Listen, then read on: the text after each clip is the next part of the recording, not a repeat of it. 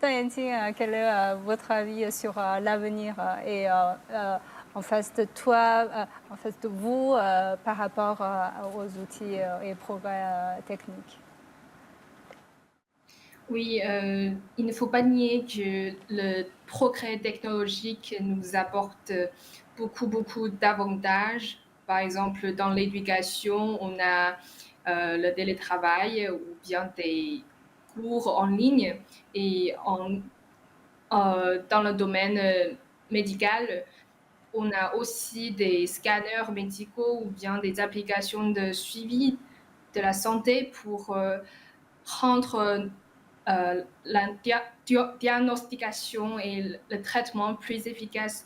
Mais de l'autre part, le progrès technologique, d'après moi, soulève aussi des défis très importants. Par exemple, l'une des principales préoccupations est l'impact sur le marché d'emploi. Avec l'automatisation et l'intelligence artificielle qui menacent de remplacer des emplois traditionnels, et cela pourra conduire à une augmentation du chômage et à des problèmes économiques. De plus, il y a aussi la question de l'inégalité numérique qui est aussi cruciale. Par exemple, dans certaines régions, les personnes n'ont pas encore l'accès à Internet, donc cela rend plus difficile pour eux de communiquer avec le reste du monde et de partager leur point de vue dans le monde d'Internet. Donc, on peut voir que mais malgré l'accès accru à la technologie, des disparités persistent entre les groupes riches et pauvres, les régions urbaines et rurales et les pays développés et en développement, ce qui peut entraîner une fracture numérique et exclure certaines personnes du bénéfice du progrès technologique, même renforcer l'inégalité. Voilà. Et Guo Xingxing, quel est votre point de vue sur l'avenir? Je pense que le progrès technologique est, comme vous l'avez dit, une arme à double tranchant. Certes, il présente plusieurs avantages, comme celui de faciliter le quotidien des hommes, mais le développement technologique n'est pas sans conséquences. En effet, la production et l'utilisation des technologies ont un coût environnemental considérable. Et selon les sources, le numérique représente près de 4% des émissions de gaz à effet de serre dans le monde. Et en outre, la plupart des déchets technologiques ne sont pas traités adéquatement. Et les métaux lourds présents dans les appareils comme le plomb, le mercure représentent un danger pour l'environnement et la santé humaine. Par ailleurs, l'omniprésence des technologies soulève aussi des inquiétudes croissantes concernant la protection de la vie privée. En raison de la collecte et du stockage de données à grande échelle, les informations personnelles sensibles peuvent être divulguées et les pirates pourraient l'utiliser pour, par exemple, commettre des fraudes. Donc, la recherche d'un équilibre entre le progrès technologique et la protection de la vie privée est un grand enjeu à laquelle la société est confrontée aujourd'hui. Je crois que finalement, on doit d'abord remercier les technologies qui nous permettent d'avoir cette connexion avec Niger.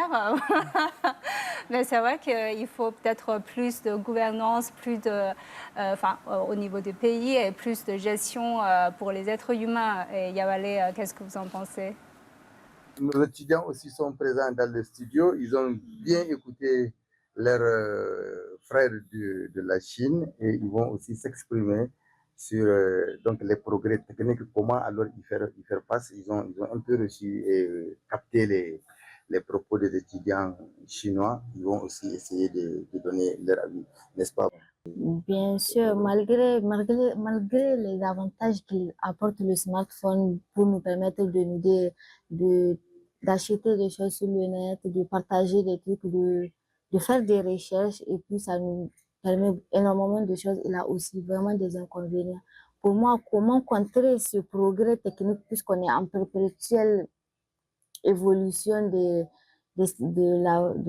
la technologie. Moi, je pense qu'on doit retrouver nos valeurs humaines, mettre l'accent sur vraiment la valeur ce Ça contact, insiste beaucoup sur la valeur vraiment humaine. sur le contact humain, parce que s'éloigner des uns et des autres, c'est vraiment pas bénéfique pour nous. On doit vraiment garder cette valeur, puisque c'est ce qui définit la population africaine, si je peux le dire, et nigérienne aussi. Si on parle de valeur humaine, on va parler d'environnement, de l'environnement, Bien l'entourage sûr, de la personne. bien Alors, est-ce sûr. que ça, là, ça a un impact sur Bien l'environnement? sûr, maintenant, au lieu que les gens s'assoient pour parler, pour discuter, on préfère s'envoyer des SMS ou bien au lieu de rendre visite à sa famille qui est tout juste à côté, non, on préfère s'appeler par visio, parler et tout. Alors que se retrouver, parler dans la nature, faire des balades, découvrir des choses, c'est vraiment important.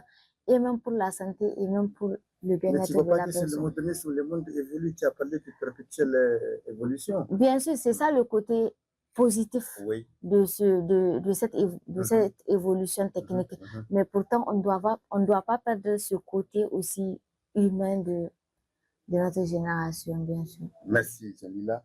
Monsieur Abdoua, vous Voilà. avez écouté les Chinois, vous avez été en train d'écouter les Nigériens. Donc, par rapport à ce qu'ont dit les étudiants chinois, donc ils ont parlé des défis du numérique là-bas en Chine. C'est vrai, c'est une réalité là-bas, puisque les progrès là-bas sont énormes, surtout avec l'intelligence artificielle. On constate qu'en Chine, vraiment, c'est très avancé, surtout dans le domaine de la santé, avec des robots, et dans le La domaine Chine, c'est aussi. une métropole quand même, Oui, c'est c'est une puissance. oui, c'est une puissance. C'est vrai, là-bas, ça a vraiment des conséquences. Les défis seront énormes. Et ça va aussi produire, comme elle l'a dit, des chômeurs. Parce que j'ai vu des robots qui vendent des yaourts en Chine, dans le Beijing.